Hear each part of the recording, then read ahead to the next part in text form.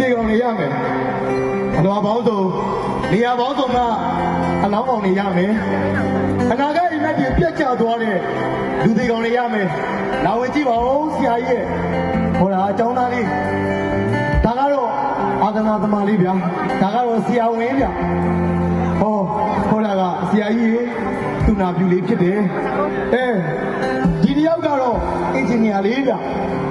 ဒါလေးကတော့ကျောင်းဆရာလေးဗျာဟောတာလေးကတော့ကြပြဆရာဒါက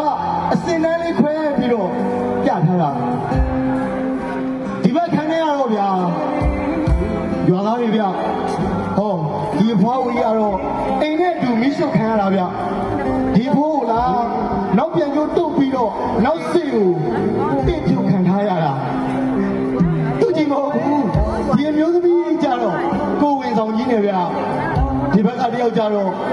မတည်ခင်အာရမချိတ်ခံပါရတာအစုံပဲဗျာအစုံပဲကဲ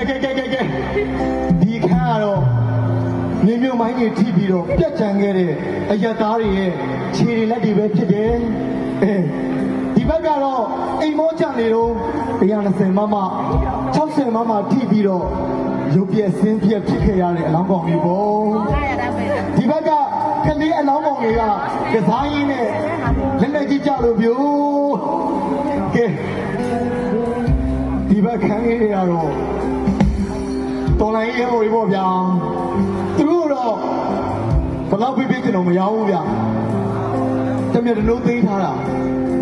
ဒီကောင်တွေတက်ချင်နေဒီကောင်တွေဘာလုပ်မလဲဆိုပြီးတော့ထိုင်ကြည့်နေရဗျာတော်ရရဲဘော်ဆိုရင်လေမတင်ကဂီတာတီးကျွမ်းတာဗျတော်လိုင်းရဲမရောက်ရင်ဒီကောင်ကြီးကအခုဆိုတော်တော်လေးအမှုပညာခရီးပေါက်နေလို့ပြီပေါ့ကဲဒီရဲဘော်ကတော့သူ့အမေကိုသိချစ်တာသူ့ကိုသိချစ်တာဗျ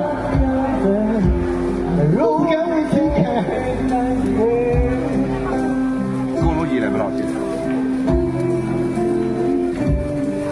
ဒီရဲဘော်ဆိုဗျာသူကြောက်တာဒီမှာ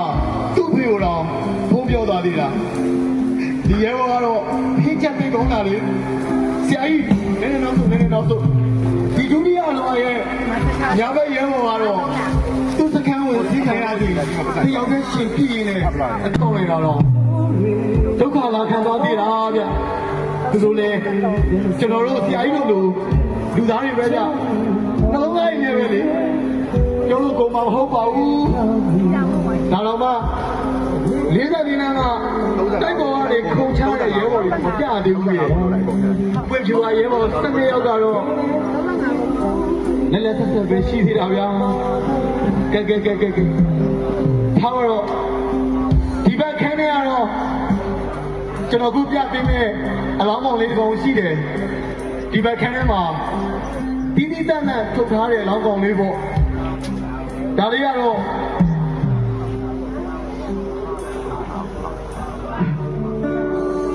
ဘယ်တော့မှပြန်မရနိုင်တဲ့အမှုပညာတွေနဲ့လူသားလေးပေါ့သူ့နာမည်ကကိုရီမွန်တဲ့စိတ်ကြောင့်ပြောင်းနေတာချမ်း